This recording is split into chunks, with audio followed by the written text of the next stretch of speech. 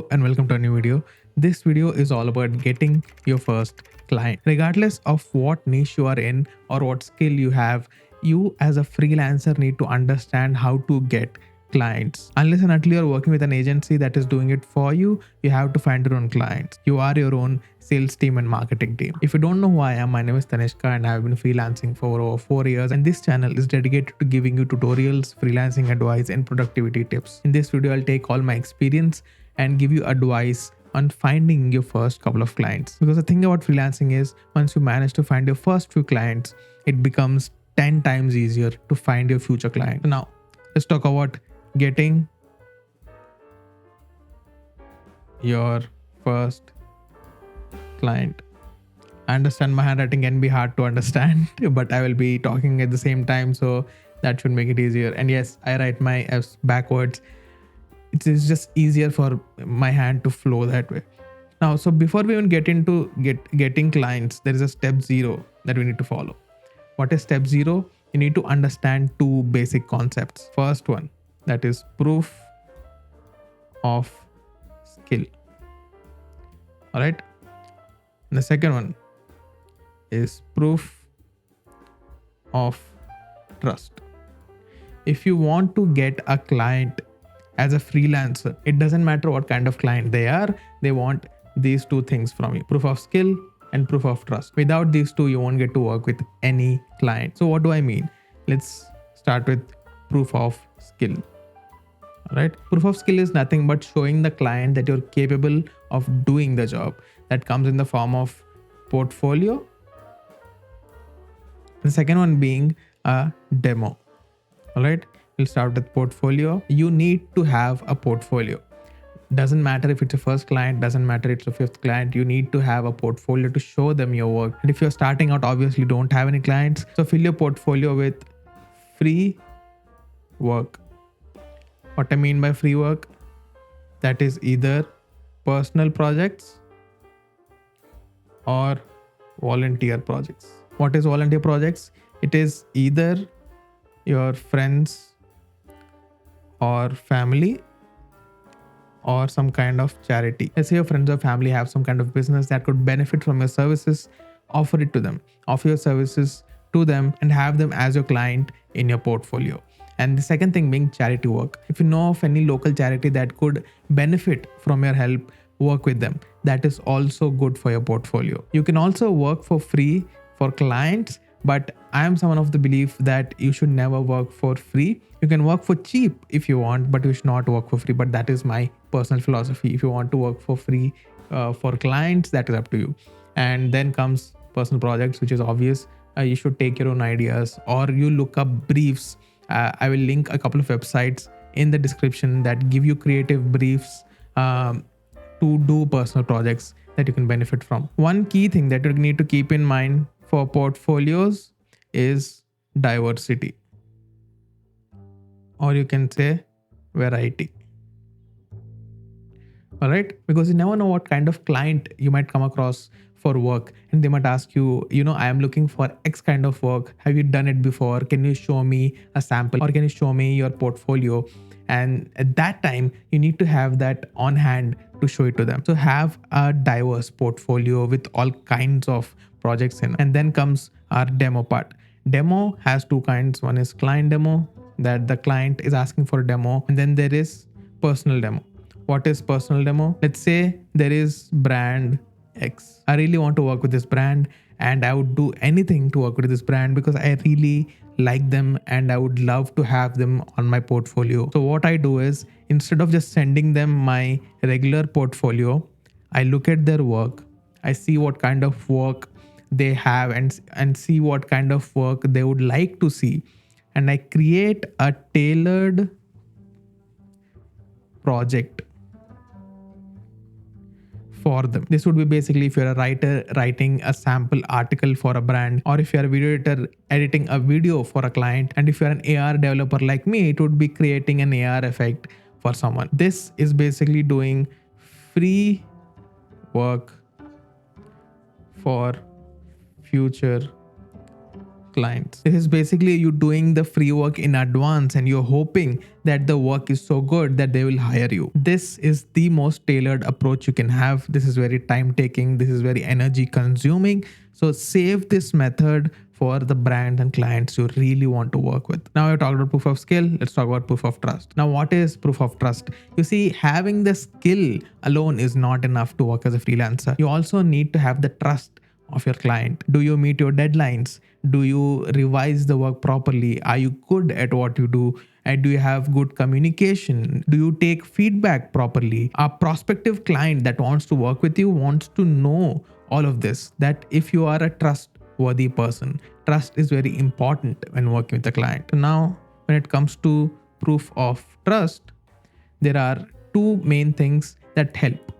First, reviews from your past clients. I already gave you the idea that you can work with your friends and family or charity or any local business. You can work with them for free or for cheap and get reviews from them, because when you're starting out, reviews are very important. Now, coming to digital footprint, there are two kinds that a client would like to see. The first one is obviously social footprint. That is your social media presence, the followers you have, the kind of reputation you have, etc. Now, the second one that clients absolutely love, and if you have this, you're bagging clients back to back, that is mainstream media. If you have mainstream media presence, clients will love you. Now, let's say you have your proof of skill and proof of trust sorted. One of the ways you can do this, where you have proof of skill and proof of trust, is social media. Right? Now you can say proof of trust is understandable because after some time you will have followers and that gives you sort of credibility.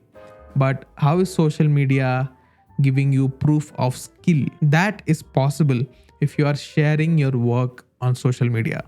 If you are sharing examples of your work, if you are sharing work in progress, if you are sharing behind the scenes, if you're sharing tutorials on your YouTube, all kinds of things. If you are sharing your workflow and your work on social media, it shows that you have the skill. Social media does the job of portfolio as well as reviews, because client can see that you have a reputation and you have the skill to do the work. But I would say you should have your portfolio as well alongside social media. Let's say a client reaches out to you and they ask you for your work. Sending them your social media link might not seem professional. That might not be the case on the other end, but I send them my portfolio just in case, especially if it's a corporate client. Now, how to build a good portfolio and how to format it, etc., that's a whole different topic. We might delve into at some other point, but I will link some really good videos on how to build a good portfolio. One thing you need to keep in mind is, like I mentioned before, have diversity, have different kinds of projects in your portfolio. Now you have a proof of skill sorted, you have a proof of trust sorted. How do you get clients? The golden question. As some of you might know, there are two main ways of getting clients. First is inbound. The second one is outbound. Now, what is inbound and outbound? Let's say this is you, this is client. Inbound is basically the client is reaching out to you for work. Outbound is basically you are reaching out to the client asking for work. These are the two ways that you get clients. And for both of these, the only thing that you need to do is be active on these platforms that I'm about to list. The first one is x.com. That is Twitter. A lot of freelancers are on Twitter, and a lot of clients looking for freelancers are on Twitter. And the next platform is LinkedIn. There are other platforms, but the reason I'm mentioning these two first is this is where you find different kinds of clients. On X, that I've noticed, you find a lot of personal clients, like individual clients, or content creators who are looking for freelancers. On LinkedIn, you find a lot of corporate clients looking for freelancers or trying to hire more than one freelancer for contract. And then the obvious ones, Instagram and YouTube, that is where you post your work and that is where you upload your tutorials, etc. And then come Discord and Slack. On these, you find communities related to your niche, join them, interact with people, form a rapport with the members on those servers and communities. And then there are job boards in some of these servers and communities. There we will post jobs and gigs looking to hire freelancers. And finally, last but not least, but something that I don't like personally, Facebook groups. Yes, Facebook groups still exist. They are active, and I see a lot of people hiring freelancers on Facebook groups and a lot of freelancers looking for work on these groups. The reason I don't like them is a lot of the clients on there are predatory. They are not paying enough for the work that they're expecting the freelancers to do. And there are so many freelancers that are fighting for work on those groups that they're ready to do the work for those bottom of the barrel prices. But I still bring it up in case you want to go on there and look for work and form your own opinions. You just need to go on Facebook in the search bar, type your niche and look at the groups section and see what groups are there. So I've talked about the inbound on all of these platforms. Now, how do you do outbound? That is, how do you do client outreach on these social media platforms or in general? See, it comes down to two basic ways of doing outreach. First being email, that everyone knows about, and DMs. Basically, on all of these platforms that you talked about, you either email the client or you send a DM to the client. My rule of thumb is, if it's a startup or an individual client or some creator that I want to work with, I DM them. And if it's a corporate client, I email them. That is my rule of thumb. It is up to you what you want to do. And when you are sending them the message or the email, keep three things in mind. First thing, keep it short. They don't have the time to read long emails. It's that simple.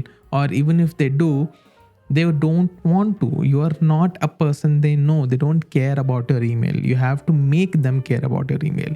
Keep it short. Second, make it personal. By that, I mean, show them that you care about working with them. Talk about their recent work or something that you like about their work or about their brand. Mention something personal and show them that you care. And like I told you, if it's a brand that you really want to work with, send them a demo of the work you have done for them already. And the third thing, don't forget to mention your proof of skill and your proof of trust, right? These need to be a part of your email.